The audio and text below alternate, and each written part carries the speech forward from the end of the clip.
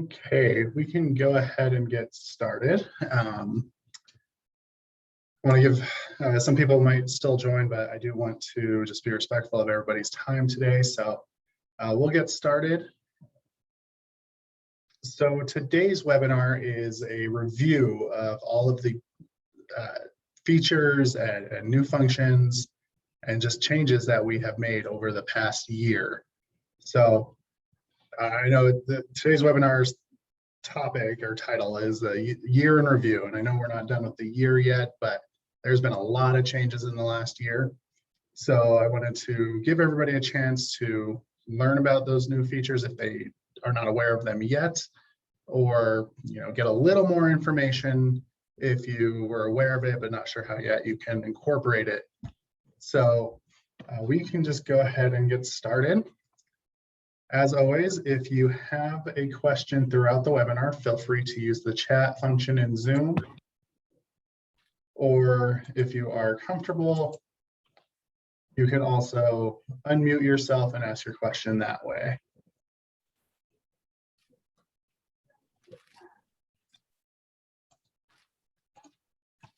Okay, so we'll just go ahead and jump right in.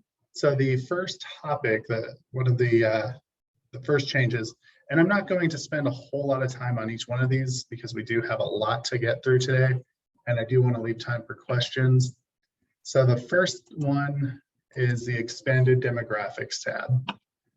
So on the client profile, we have expanded the demographics. So that can be, you can access that with the magnifying glass. And then in here, we've added a couple different tabs. It used to be just this first one, the client demographics, and then the client profile, and even the client profile was a little limited. So now we've added a whole ton more options. So on those tabs, you can click the edits button at the top. That opens it up. We've added a lot of options in here, like the preferred pronoun. This page hasn't changed a whole ton outside of that pronoun. It kind of looks very similar to how it's always looked. One of the big changes to it though, down here used to be where you can change the client's status. That has bumped up to the top of the screen. So if you're looking to change the client's status, it is up here now rather than below like before. And to go to my next tab, I can click next here. So this is the client profile tab, which is now a lot more. So in here, you can capture things like gender identity, orientation, marital status, their family history. One of the more recent changes to this is this option here for the has children. So if I change that number, it's going to give me as many rows as I select here. So if I select 5, it's going to pop up 2 more rows. And the neat thing about this, when I save, let me change that back down to just 2. I'm going to change this to 1998. And I'm going to save that. So when I save it, it orders the children by age, starting with the oldest first and then going younger.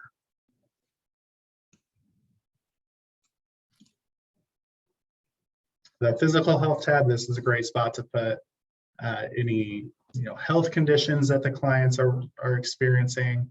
You can enter if they're doing MAT treatment. Does this information transfer to the evaluation? Absolutely, it absolutely can. All of the options that we're seeing in here, these are what we call a bracket percent. So when you're working in your notes, if you've ever seen that funny looking code, it's a bracket percent sign. That is an autofill. So all of these options in here can autofill onto an evaluation, intake paperwork, treatment plans, you name it. Whatever document you want it to go into, we can make that work.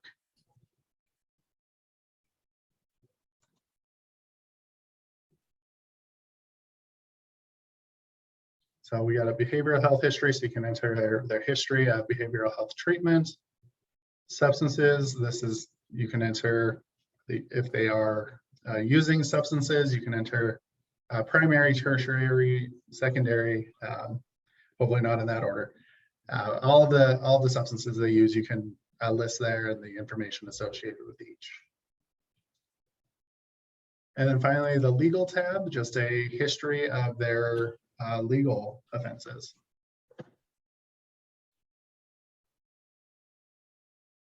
So like I mentioned, all this information can go onto a document.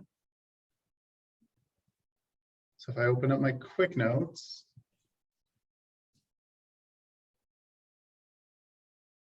so all that information from the client profile that is showing up in blue, so that's the autofill function.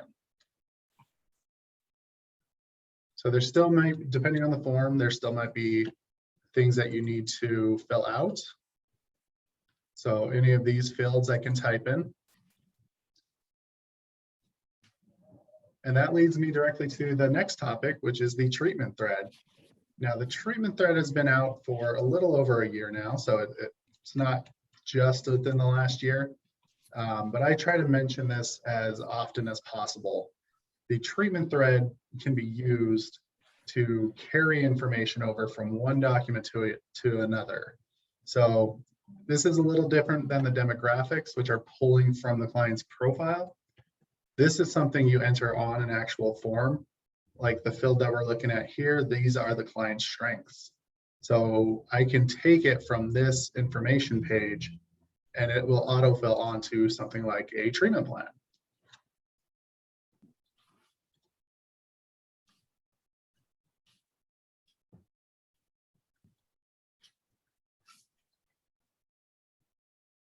The thing with the treatment thread that still comes up today, the document has to be archived. If I leave it like it is now, even though the documents, as you know, they all save automatically.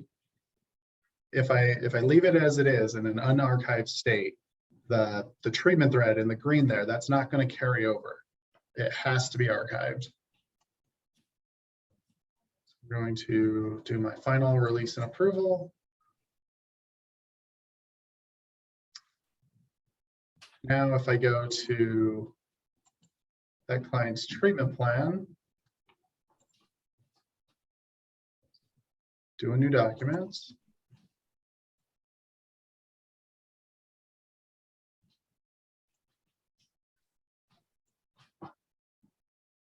And there's something with the relay there. So I'll have to figure out, that's the problem with these live demonstrations. There's something going on.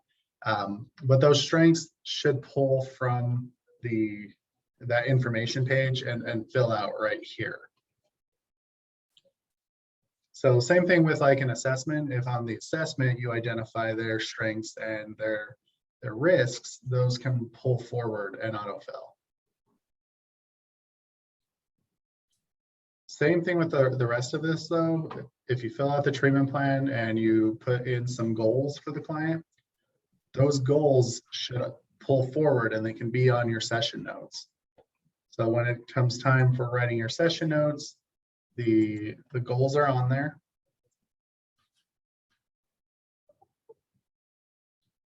And then we can do something like this where it's got a checkbox next to them.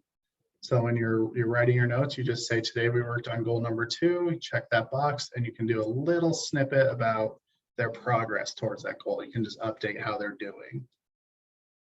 So when OBH or one of your other governing bodies is auditing your notes, this should help tie everything back together, tie everything back to the treatment plan. So that is a little bit of setup on all of your notes. If it's not something that you've got going yet at your site, at your agency, just contact any one of the ReliaTrax team members and we can get that started. I was just looking for my. All right, and while we're in Quick Notes, I wanted to show a couple other updates that we've done to the Quick Notes functions. So the very first one is changing the session duration. ReliaTrax is built with defaults in mind. So when we got you guys all set up, we've said, okay, the individual session, the individual therapy, the default should be 60 minutes. That's the goal of each session. That's the time frame that we usually hit. But as you all know, that's not always the case. Sometimes the session goes shorter, sometimes it goes longer. And not everybody in your system, specifically a lot of the counselors, they don't have permissions to necessarily change the billing record. Some might, it depends on each user. A lot of them that I've spoken with and kind of trained, they don't have all the permissions they need to change this type of thing. Previously, the way it would be done, so if the client is checked in for a session, the default would be 60 minutes. So somebody would have to come in here and change the duration right here. So we updated Quick Notes. It's a little easier. So now everybody, the counselors, can change that duration while they're writing the note.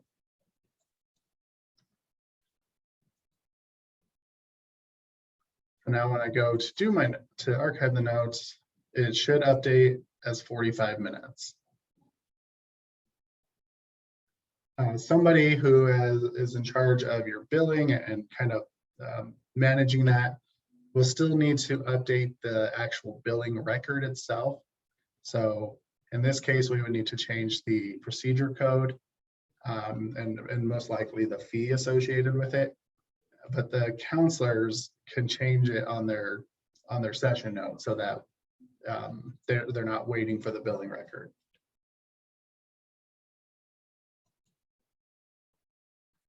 Another update to Quick Notes is the ability to copy a previously archived session note. So before, like with the treatment plan, you saw where I clicked create a new document. It's been a long-standing function of the system where you can also click copy the archive document so that when you're updating those treatment plans, everything from the initial pulls forward and you just make your updates. That has not been an option on session notes because session notes are tied to a specific date of service. We just didn't have that option, but now we do. So over here on the left side of the screen, I have this copy function. So I can select one of my recently archived documents. Where this comes into play, where it's really handy, we use this sometimes with session notes, and there's some cases where somebody just needs a different session note to be copied. But where I've seen it used largely is on the assessments. So if an assessment is attached to a session note spot, meaning the client has to be checked in to say the service occurred, the assessment, we can remind you, number one, to actually do the assessment. So 7 days, 10 days, 3 days, even after the assessment occurred, we can remind you to do that assessment. And now if there is you do an update to the assessment 6 months down the road, a year down the road, whenever you do that update, you can just come in here and copy a previously archived assessment so that everything you did on that initial one is going to pull forward to the new one. And then you can just make your updates as needed.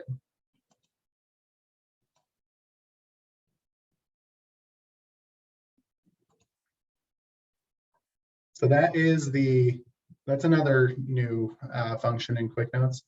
And the third update to Quick Notes that I wanted to point out is the ability to add comments on a released document. So when a document is released, let's say by an intern, for example, somebody who needs a supervisor to sign off on their notes, just as always, they would release it. That puts their digital signature on it. And then it goes to the supervisor who can approve it, and that puts the supervisor's digital signature on it as well. Now we've added the option, it's been a big request for a while now, to give feedback when you are canceling it. So we did incorporate that. So if the supervisor, for whatever reason, decides that the note is not up to their standards, they can cancel the release right here. And then they can put comments on it as to why they canceled it. Whoever originally released the document is going to get an email saying, hey, it was canceled. And on that email, the comments that are entered in this box here, those are going to be on the email as well.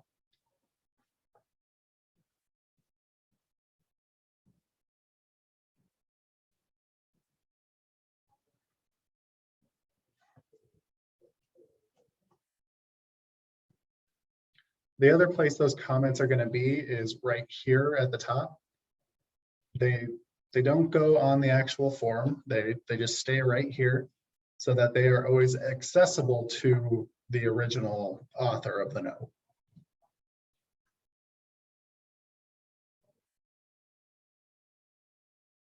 And that's the updates to Quick Notes. So hopefully those are useful to you. If it's anything you have questions about while you're actually doing it with a real note, just obviously you can always reach out to one of the ReliaTrax team members. All right, so the next new function is limiting a user's access to clients in the system. So we have a lot of options for limiting somebody's access.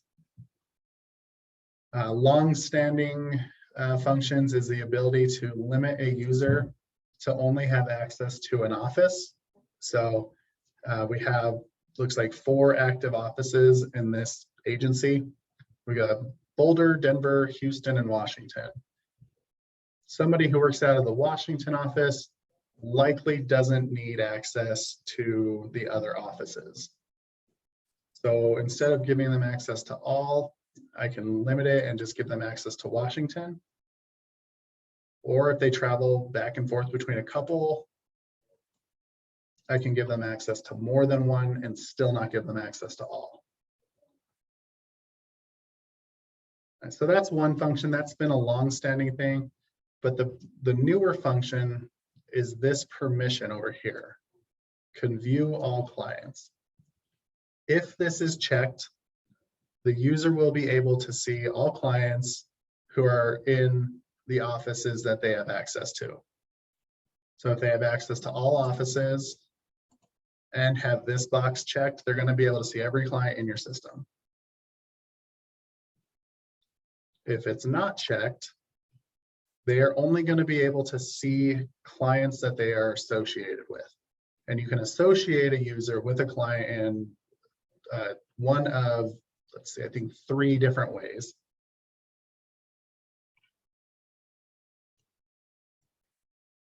So the first 2 ways are similar. Number 1, you can associate them with a client as the counselor who is running the individual session or the assessment or intake. So you can list them right here. So Wendy is listed here. So if she didn't have that permission checked, she would only be able to see this client if she's listed here. The second way is if she is listed as the counselor who runs the group that the client is enrolled in. So if Wendy was running this Tuesday 1 p.m. group, she would be able to see this client. Both of those first 2 ways, they're done when you're adding treatments to a client. So, and this is also another new function that I should point out. Previously, you'd have to select the treatments that the client is doing. And then you'd have to go in here and click the pencil next to each one of them to select the counselor or select the group. And so we combine that into the same step now. So when you're adding those treatments,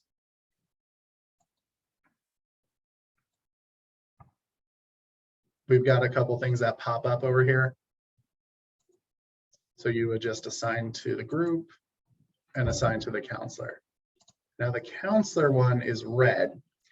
That's a function of the system that we say this specific treatment has to have somebody associated with it. So the individual counseling has to have a counselor on it, and the system won't let me click submit until I assign a therapist. The benefit of that is a couple different things. Number one, the therapist is always going to be associated with those session notes. So if the session notes aren't done, we know which counselor to remind to get those notes done. And then the other benefit is when it comes to billing. So the counselor's NPI or their supervisor's NPI, those are always going to be associated with the date of service. So when it comes time to bill, there's less information missing, and it's easier to just create a claim and send it.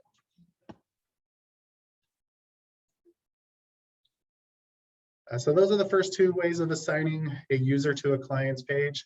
The other way is with the eyeball icon. This used to be just a spot where you can assign a probation officer or parole officer to a client. And while you can still do that, we've added this option down here for internal users. So you can add any user to a client's profile. And I can even give an expiration date. So if Bob is going to be covering this client for me while I'm on vacation, I can give Bob access to him for a specific date range. And then after that date range, so let's say I gave him access until tomorrow. After tomorrow, Bob's no longer going to have access to this client. It's going to automatically deactivate him after this date. The other thing that this is commonly used for, so if you have a supervisor who is supervising interns, they're not necessarily associated with the client's treatments, like the individual or the group, but they still need to be able to access the client for their supervision needs. I can give them access this way.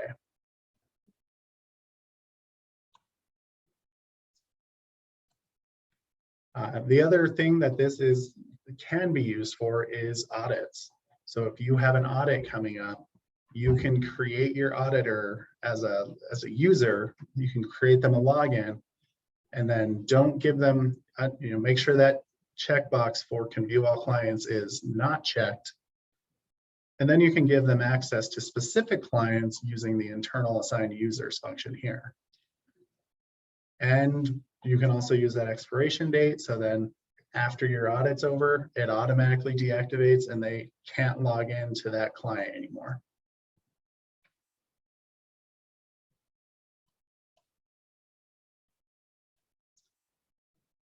So again, if that's something that you want to get going on your agency, on your site, just let us know and we can help you get started.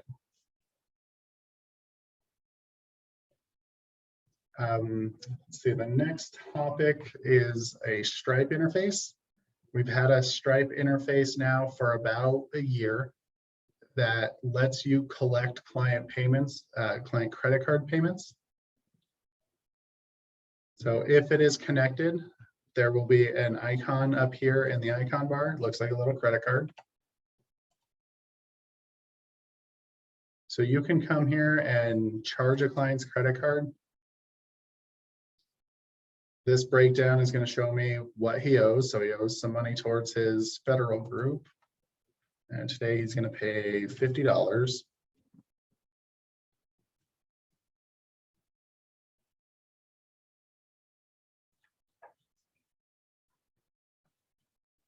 And then you can manually enter the credit card information.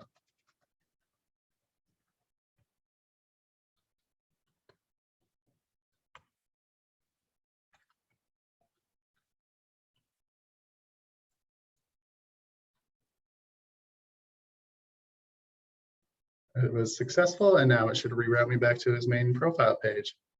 And the balance, so if I go to the session log, I should see that line item on there now.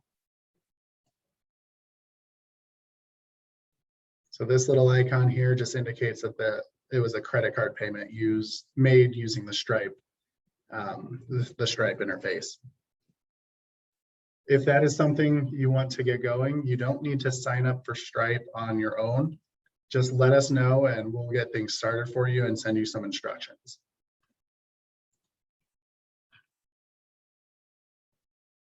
But that leads me into the biggest changes of the past couple months, and that's the client portal. So we did build a portal for clients to access. This has to be enabled on all of your sites. A lot of you already have it enabled, but several still don't. So if you're not seeing this icon, it just means that your site's not enabled for the client portal yet. And just reach out to us and we'll get you started. So it's a little English phone booth. So in here, this is where you can invite somebody to have access to the client's portal account. Most of the time with your adult offenders, it's just going to be inviting the actual client themselves. And the awesome thing is if the client has an email address filled out in their demographics, this information will automatically fill out with their email and their first and last name. But I've already invited the client. So this client just doesn't have an email, so that's why it's not showing up, but I can also just type it in here. You can also invite other people other than the client. So if it is a client who is a minor, you can invite their parents, any guardian who's responsible for them. You can invite anybody to have access to that. And then I would click send invitation. So you can see on this client, I've invited the father and their sister. A couple functions on this. The clients we've gotten reports of clients struggling to log in using they're not getting the email for some reason, or it won't let them verify, or their password that they set isn't working for them. So we have a couple options on here. If I click that magnifying glass, the first option is the send welcome email. So a lot of clients have not been saving the website link for the portal. So when you first invite them, it sends them an email to verify their account. They've been clicking on that email again, trying to get to the portal, and it doesn't take them to the portal login page. It's trying to re-verify them. So if they don't know what website to go to, number one, it should look like this. It should be a ReliaTrax website and then /client portal. But you can also send them the welcome email and it'll have a link to the portal website in there, so they can use that link going forward. The send password reset email, that's exactly what it sounds like. So if the password they set is not working, you can click this to send them instructions for resetting it. Now the last button, the send random password or set random password, this one is used in the event that whatever reason they just cannot get logged into the portal. There's been several cases of it where they just can't for whatever reason.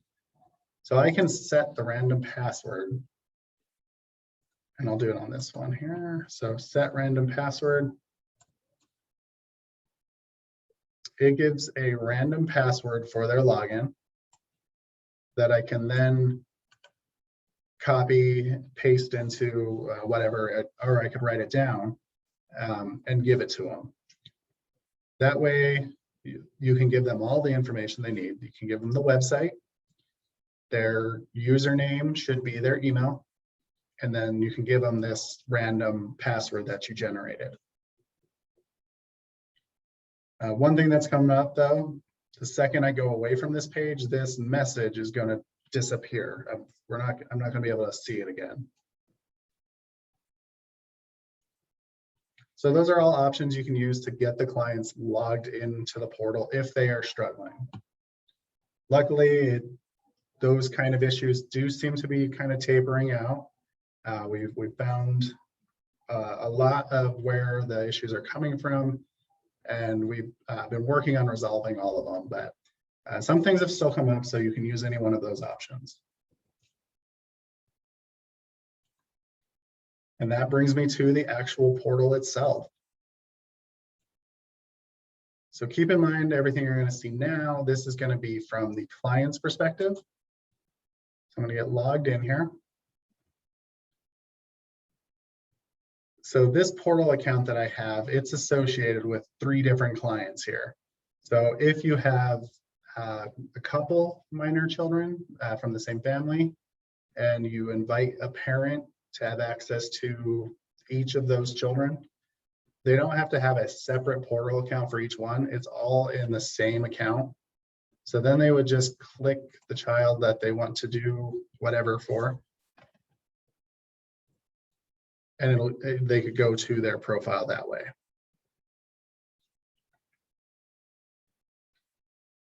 If they need to switch back and forth from clients, they can just change it over here by select client, and it takes them back to that page where they select which one they're working with.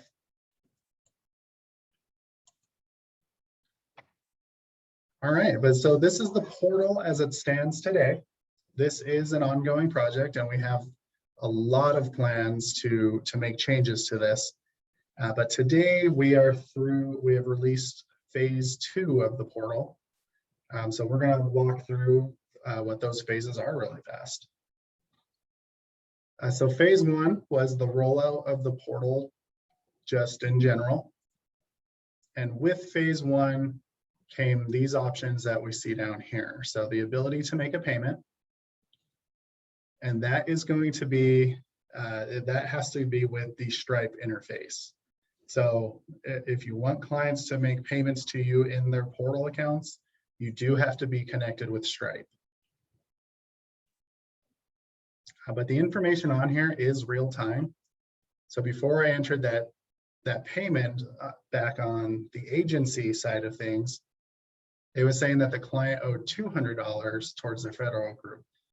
But I entered a payment of $50, so immediately it updates to the portal, and now they only owe $150. So they can make another payment.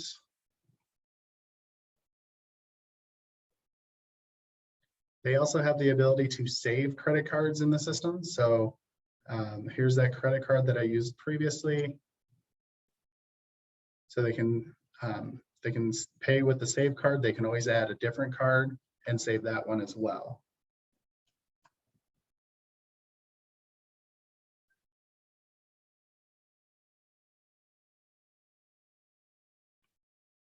And there we go. It updates in real time. So that balance is now adjusted. It's also going to update in real time on your site too. So if I go to the federal group, client only owes 100 now.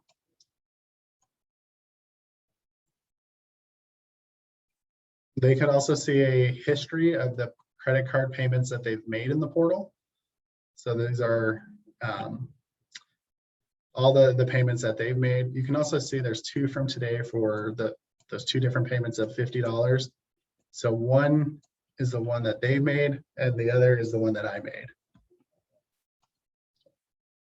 So this is a history of all the payments they've made, specifically using that Stripe interface.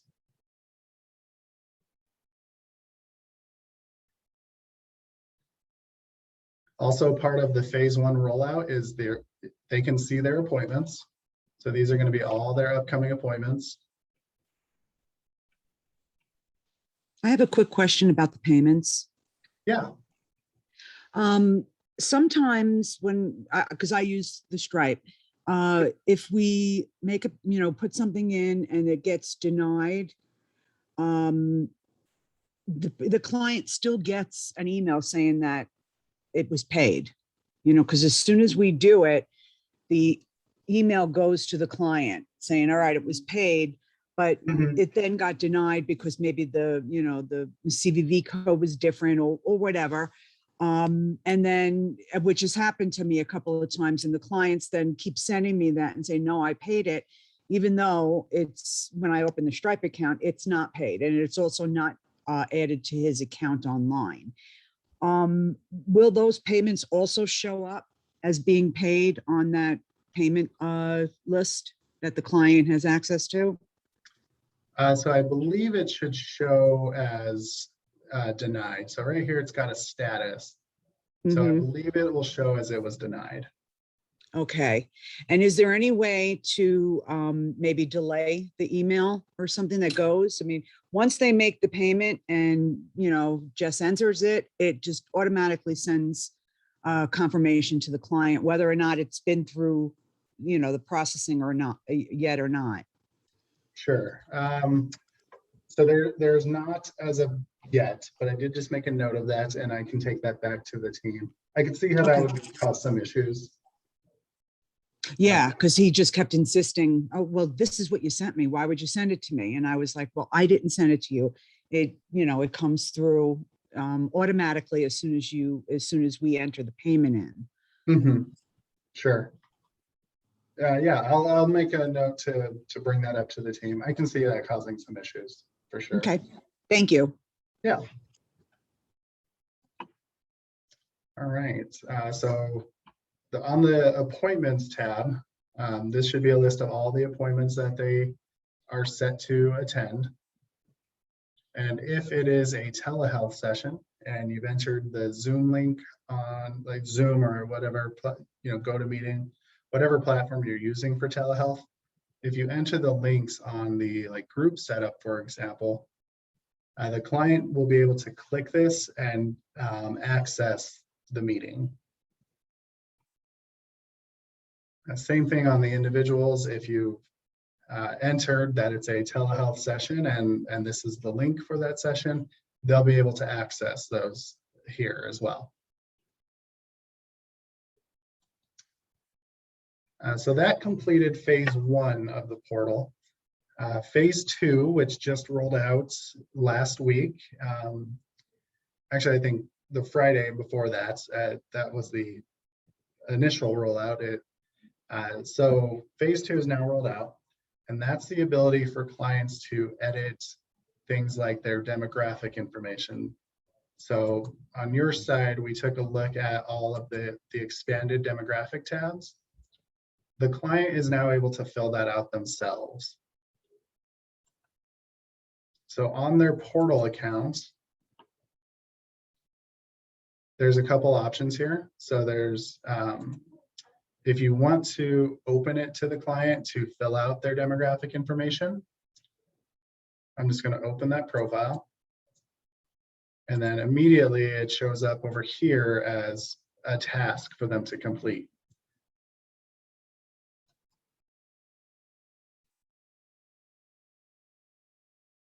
So these are going to be those exact same fields that are on your side under that magnifying glass icon. The layout looks a little different, but the client can now go through all of this and enter that information themselves.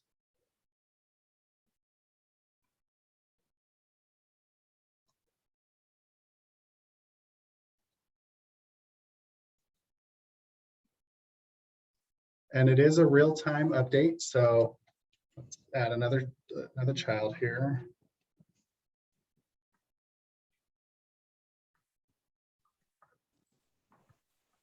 Mike, this is Kay. They can only do this one time though, correct? So you have to open the profile to them.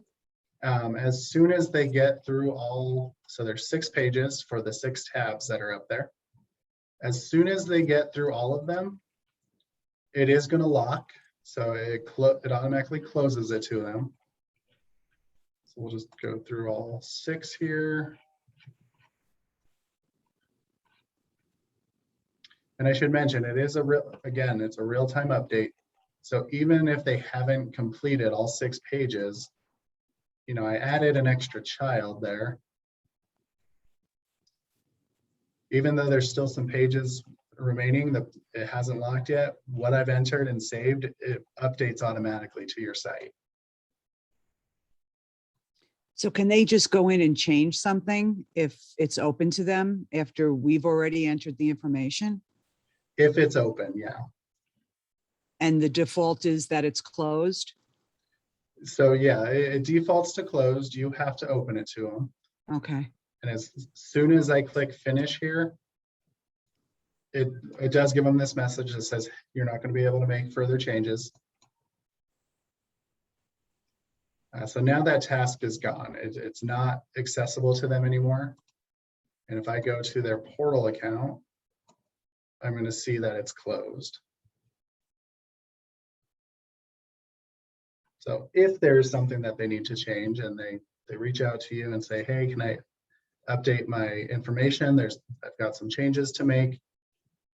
If you want, you can open it back up to them by clicking the open button, and then it will open again immediately over here. Just like before, all of the information, if the client enters it in the portal account, it updates to your site immediately. That information can autofill 2 documents, just like if it was you entering it all.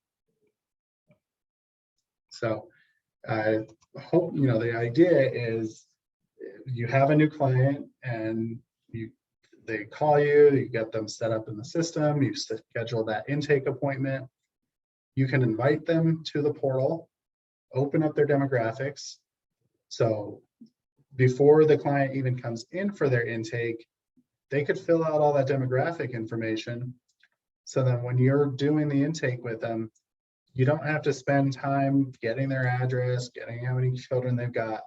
All the information is in there and it goes directly into the forms. So then you can just work on the other areas, like actually assessing them. And that's a good point, Kay. So when you do, when the client fills out their demographic information in the portal, it is going to archive a document. So here's the one that I just did today.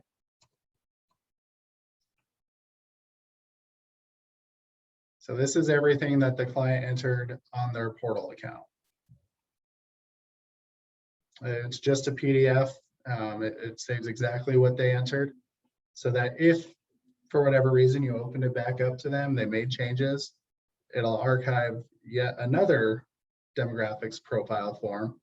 So, hopefully it doesn't come to that, but if you needed to, you can compare and contrast the changes that they made.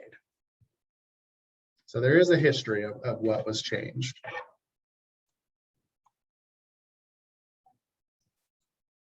All right, so that was phase 2 of the client portal. That's been rolled out. And next is coming, the next thing that is coming is phase 3 of the client portal, which I do apologize, I don't have a live version to show you how it works. But phase 3 of the portal is going to be the ability for clients to sign their demographic information, or sign actual documents.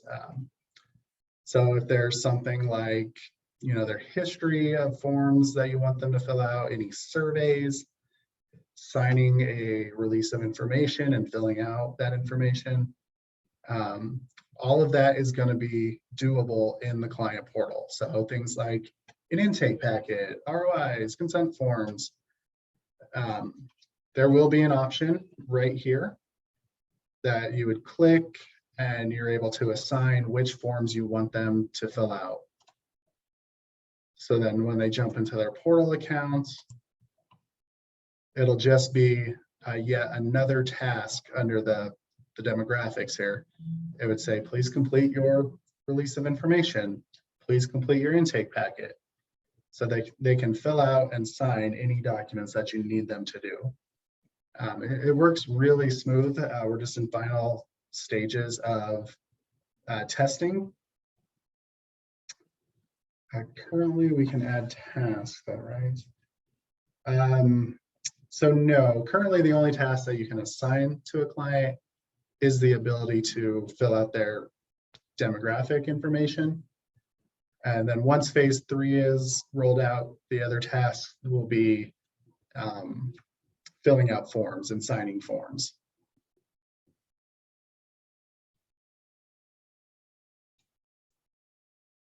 And so that is coming very soon.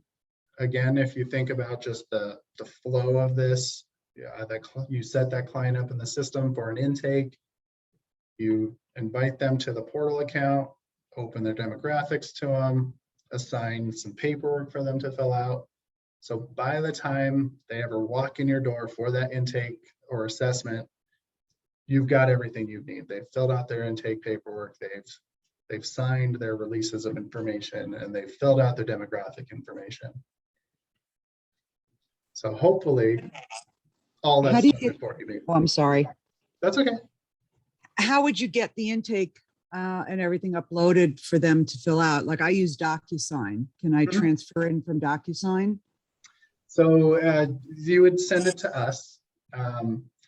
With the phase 3 rollout of the portal, we are asking for a little bit of patience because there is going to be a lot of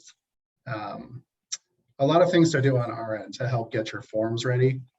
So we can recreate your forms for you, and we can code it so that when you're in here, it'll be an option for you to assign to the client. So the best Great. thing would be if those forms are not yet in ReliaTrax, just send us them. You can email them, either PDF or Word document. Just send those on over and we'll recreate them for you. Very good. Thank you. But yes, it would replace DocuSign for you. So you wouldn't have to send it that way anymore. So that is coming very soon. We're just wrapping up some final stages of testing to make sure everything works the way it's supposed to work and nothing breaks.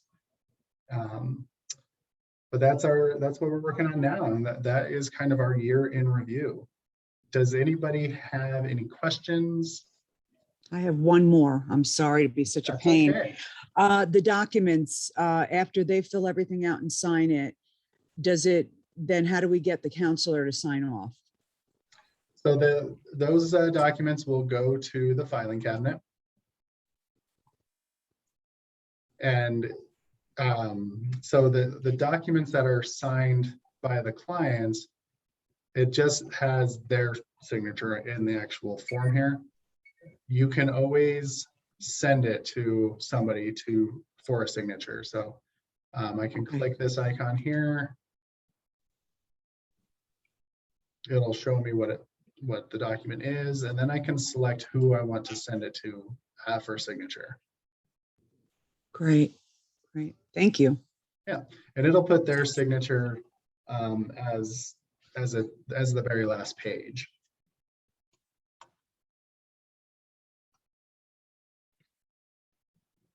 All right. Any other questions about anything we talked today? Or we can, if you have questions about any other function.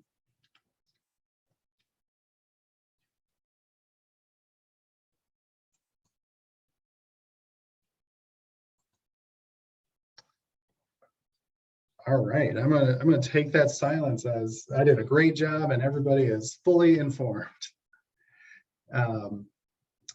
So I will hang out here for a few more minutes if anybody has a question. Mike, this is Kay again. I just wanted to say thank you so much for the event a week Okay. Friday. It was fabulous. It was a good one. Yeah, I was glad you were able to make it. I'm glad we had a good turnout at that.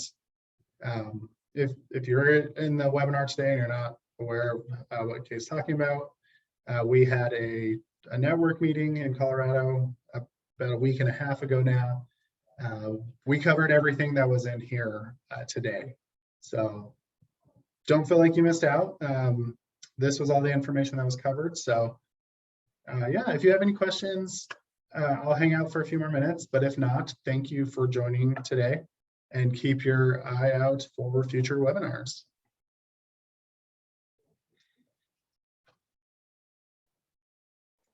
Thanks, Mike. No problem. Thank you. Have a good week. Hopefully it's a good week for everybody.